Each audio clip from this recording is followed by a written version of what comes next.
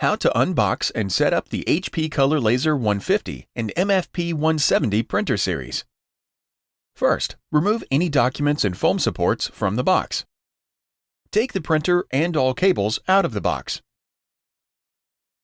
Take the printer out of the plastic bag and then remove all tape and foam supports from around the printer. Lift the scanner lid, if your printer has one, remove the foam, and then lower the scanner lid. Open the toner cartridge access door. Remove the plastic and foam brace, and then close the door. Slide the input tray out of the printer. Remove the tape from the input tray, and then flip open the dust cover. Slide out the paper length and width guides, and then load up to 150 sheets of paper into the tray. Adjust the guides so they touch the edge of the stack, and then close the dust cover. Slide the input tray into the printer. The input tray does not fully slide into the printer when paper is loaded.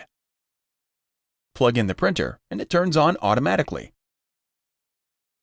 On your computer or mobile device, go to 123.hp.com and follow the prompts to download your printer software. Before heading ahead into the video, in case you are facing any issue with your Netgear range extender device, get in touch with our Netgear experts.